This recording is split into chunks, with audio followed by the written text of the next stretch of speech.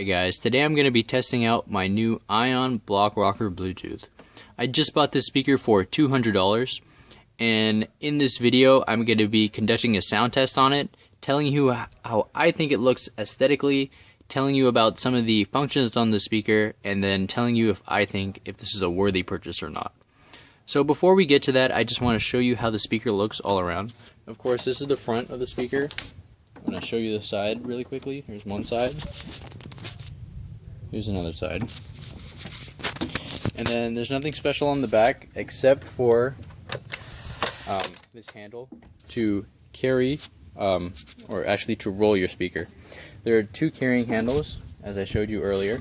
This is a pretty hefty speaker, so you can either choose to carry it with the handles, or you can pull out this handle on the back and use the wheels to roll it. As you can see, there are wheels on the speaker.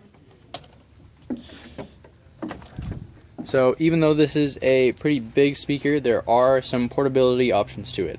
So right now I'm gonna take you through what's on the front panel and some of the buttons that are on the side of the speaker. On the far left, as you can see, is the mic input. The speaker does come with a microphone. Let me show you.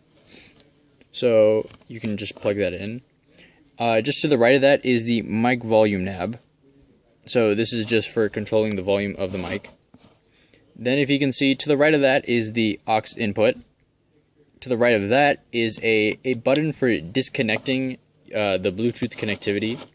If I haven't mentioned already, that this is in fact a Bluetooth speaker.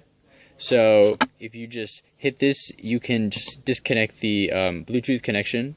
Right above that is a button that says paired, and it lights up after your device is paired to it.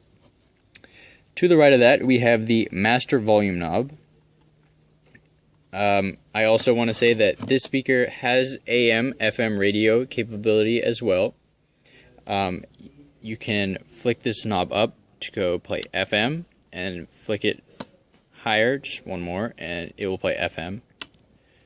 Also, there are two buttons here for tuning which station you want to listen to, and this screen right here shows what channel you're listening to. And finally, to the right of that is a button to tell you if it is on or not. At the top of the speaker, if you can't see, there is a little open space here. This space was made for putting your phone or tablet.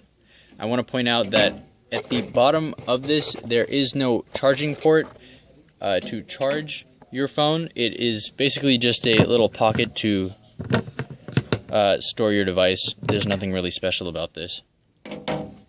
However, you can charge your device on the speaker. There are two device charging ports, and also on the top is an antenna if you want to listen to the radio.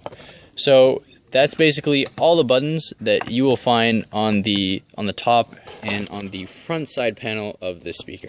Right side of the speaker, there is the on-off power switch, as you can see right here. So let me turn it on for you. And when I do that, if you could see that there are 4 lights here that indicate the battery level of the speaker. So those just lit up after I turned the device on. And right below the power switch is a place where you can put in a power cord to charge your speaker. And also, if your speaker is out of battery and you still want to use it or play it, you can just plug it in and it will play your music. So this is the side of the speaker, and basically there's just a couple more buttons here in addition to what's on the front. I want to tell you a little bit about the technicalities of it before we get to the sound test. The speaker claims that it has a 100-foot Bluetooth range, 75-hour battery life, but I've seen reviews online that say it only has a 12-hour battery life. I haven't tested that yet, but I will soon find out and comment it on the video or leave it in the description.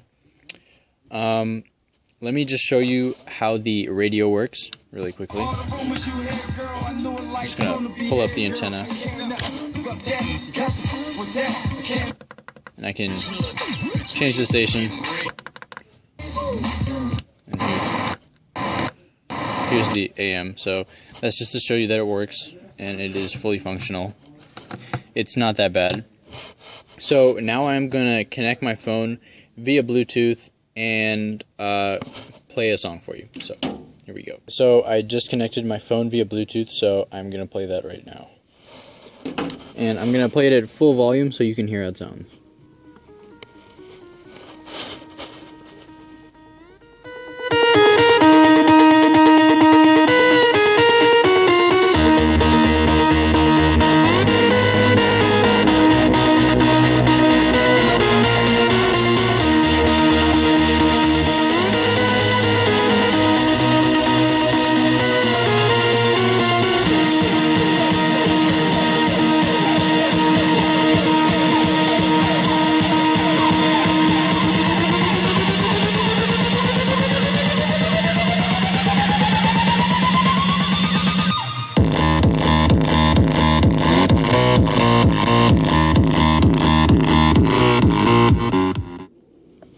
So as you can tell, it really distorted on full volume. So let me just play it halfway so you can see how that.